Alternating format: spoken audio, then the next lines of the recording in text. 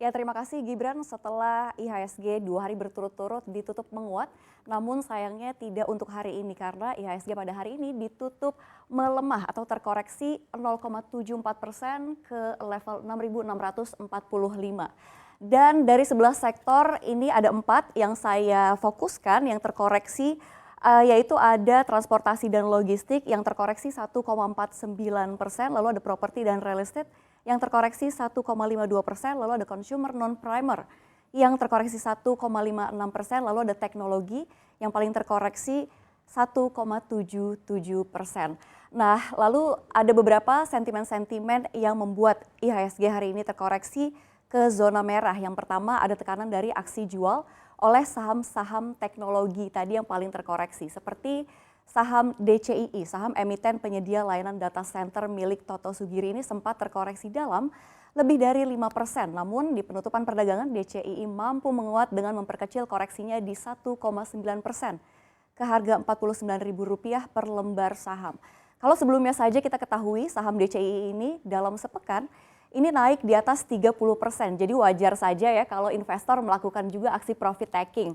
Ini juga menarik sekali karena DCII sendiri memiliki market cap yang cukup besar, yaitu 112 triliun, sehingga anjloknya saham DCII ini tidak dipungkiri lagi turut menekan IHSG hari ini. Dan berikutnya ada saham Bukalapak yang terkoreksi 6% ke harga Rp470 per lembar saham.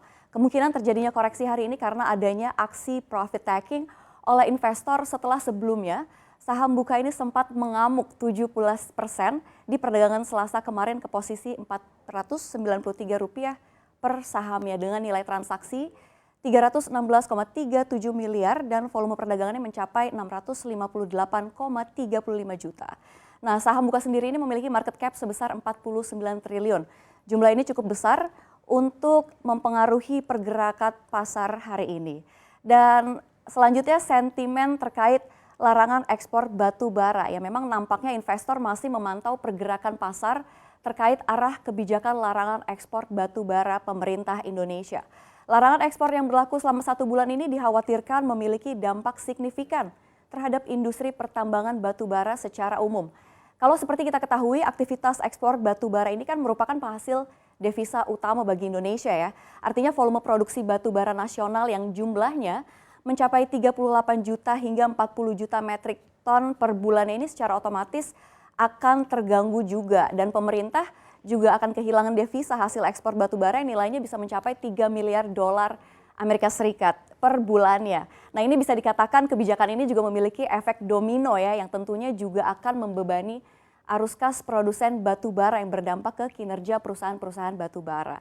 Nah, tapi jangan sedih dulu, ada update terbaru soal ekspor batu bara, yaitu bagi perusahaan-perusahaan dengan DMO atau Domestic Market Obligation mencapai 76 hingga 100% ini diperbolehkan untuk mengekspor.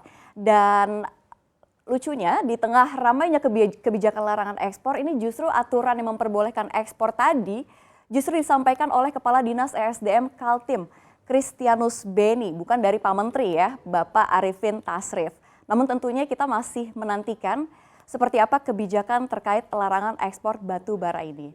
Dan sentimen berikutnya yang patut diwaspadai oleh pelaku pasar adalah soal Omikron. Kasus COVID-19 varian Omikron yang meningkat dengan sangat cepat per hari ini dilaporkan bertambah menjadi 254 kasus.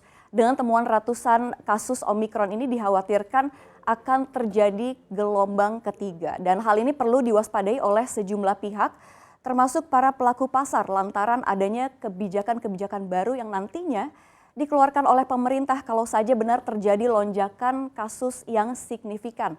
Seperti kebijakan pergerakan mobilitas yang dikurangi dan tentunya membuat produktivitas perdagangan sejumlah sektor pendukung ikut terganggu demi menekan laju penyebaran virus. Dan itu dia sentimen penggerak saham kita hari ini. Informasi selanjutnya akan disampaikan oleh rekan saya Gibran. Kembali ke Anda.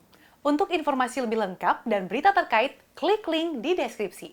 Jangan lupa untuk install aplikasi CNBC Indonesia di App Store dan Play Store.